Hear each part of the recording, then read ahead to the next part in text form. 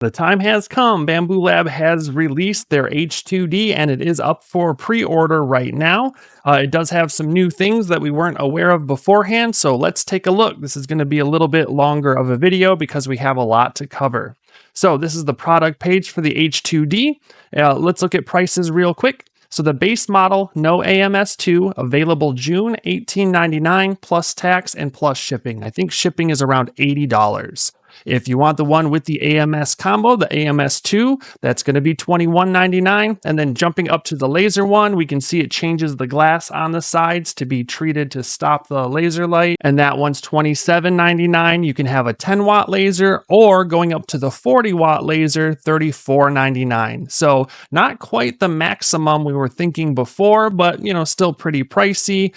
I personally don't really see the point of having a laser cutter in a 3D printer. Like, it's nice for this all-in-one manufacturing machine, that's what they're playing this off as, but I can only imagine how gunked up the inside of that's going to get. I've had laser cutters before. It lets off smoke and other chemicals. It coats the inside. Maybe they have a plan for it, but I'm not going to go for the laser one at this point until there are plenty of reviews, but I'm thinking about getting the one with the AMS. So let's take a look at the printer itself. So this is the main page for it. We can see it's an all-in-one personal manufacturing hub, an order of magnitude higher motion accuracy. So the motors and the scanning, all that kind of stuff should be more accurate, should give us better walls. And I know they make it a point to have both of the nozzles be very well aligned. So dual nozzle, double flexibility. They have a lot of cameras and sensors in this one. Next gen filament management, nothing too amazing there. But here we can see 3D printing and laser cutting to make shoes like this. 3D or dual color 3D printing and digital cutting, which I was not aware of beforehand, to make something like this. Multi-material 3D printing and digital cutting, but they also have a pen attachment. So it's like a plotter as well, which is interesting. So for the laser, they have two options, a 10 watt, which would be mostly for engraving, and then a 40 watt, which could cut some thin plywood and stuff like that. 455 nanometer laser for engraving and cutting. They also have digital cutting, so like a Cricut machine. I haven't seen any pictures of how the blade mechanism works yet, but interesting that they have it, and pen drawing, which is interesting. Now it makes sense because all of these machines need an accurate sort of tool head positioning system, and then you can just swap out laser to 3D printer to digital cutter to plotter. So, I mean, it makes sense to have an all-in-one machine. I think a lot of people would prefer to have separate machines, then you can have them going at the same time, or if something happens to one, your whole machine isn't down, all that kind of stuff. But cool that they offer this. Now, when I saw this next section, I was wishing this right here, contactless 3D mesh, and that's for laser cutting. I thought it would be awesome if you could have a curved surface like that and 3D print on the top. Maybe next time. For the laser cutter, it does say there's an air assist, and maybe that can contain all of the extra gunk that would build up on the inside. I don't really think so, but hey, they are the professionals here. A rotary attachment, so you can make all those tumblers. Join the masses on Etsy offering that. Air purifier, laser safety windows, so those are all laser cutter related.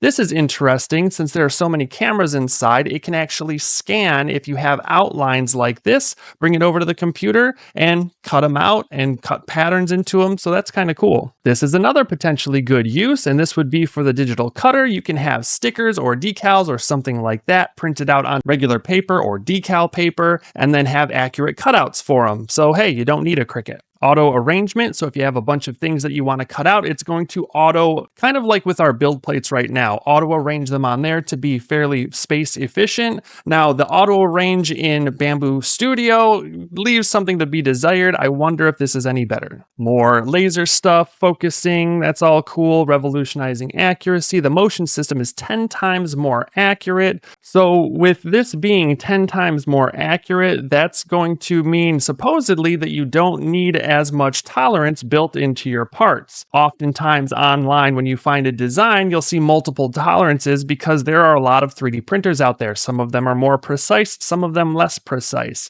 So if this is as precise as they're making it look, that'd be pretty cool. So this was one of their teasers, that vision encoder. And like we saw earlier, one order of magnitude better than its predecessor. So you're going to have a very accurate scan of your build plate for it to be able to print on top of. Auto hole contour compensation. Don't really know what to say about that, but it's accurate and that's cool.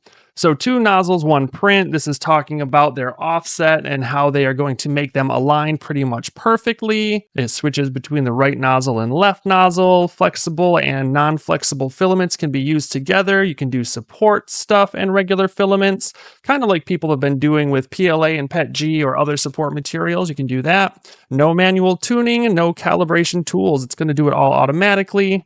There are going to be a whole lot more sensors with the AMS system, and I really hope that it's more reliable, because that's one of the best things and the worst things about the current ones. When they released the first AMS, it made it so much more attainable for people to print with 4 colors, and it was somewhat reliable. But now that I've had about 20 of their printers for multiple years, I find that it's also kind of the weak point once you really start using it a lot. Now, some of them were solid as a rock, but others were kind of lemons, so hit or miss on how reliable they were, but I hope overall this one is a step up. Now, they do have a camera right at the tip so they can see if there's any clumping, see if you have any spaghetti. They say it's a macro lens, so it's going to have a really up-close shot to monitor what's extruding and what's happening at the tool head. This is a pretty cool one, because once or twice I have left an old print on a print bed or something and started it, and it got an error when it couldn't level normally, but this is going to detect it beforehand with one of their 5 bazillion cameras. This was another one of our teasers showing a motor, and it looks like that's going to be used for very precise extrusion. Here we go, 15 sensors on the filament path for the AMS into the machine. Bigger, faster, better. Expanded build volume, faster speeds, high performance materials. And a lot of people do wish they went a little bit bigger with this. It is a step up and it's going to be larger, but why not 350 all around? Why not 400? They probably have their reasons and figured that this was the next largest sweet spot for people. High temperature hot end and chamber cooling, so you can work with more engineering grade materials. Real high flow hot end. I think that was like $40 for the hot end.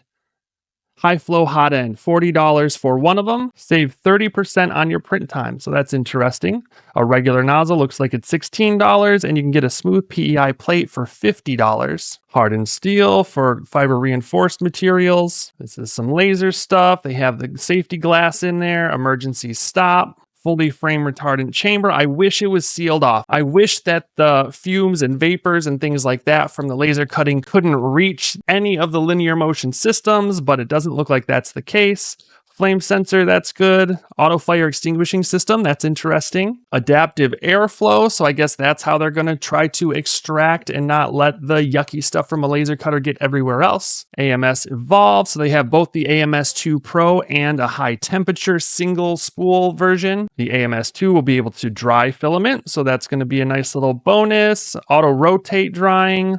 RFID, probably still going to be closed source, no surprise. So to speed up multi-material printing, they have a faster motor that's going to feed in the filament faster, because those filament changes do take a long time. Polished design details, it looks like that's going to be some better angles, some more natural ways for your filament to flow rather than having to print third-party accessories to kind of align things properly. Ceramic inlet, that's going to be good rather than the plastic, because those do get worn out pretty quickly, even if you're not doing carbon fiber filaments. So once again, they are calling this an all-in-one manufacturing hub. You can 3D print, you can laser cut, you can digitally cut, you can plot. All in all, it looks pretty cool. I think I'm going to get one pre-ordered. I'm still kind of on the fence about it, but it's not going to ship until mid to late April anyway. So that'll give me some time to think about it. But overall, it looks pretty cool. It has the potential to be quite cool. And for some people who really want that all-in-one machine, it looks to be awesome. So we'll see how it all plays out. This was a long video, but thanks for watching and have a good one.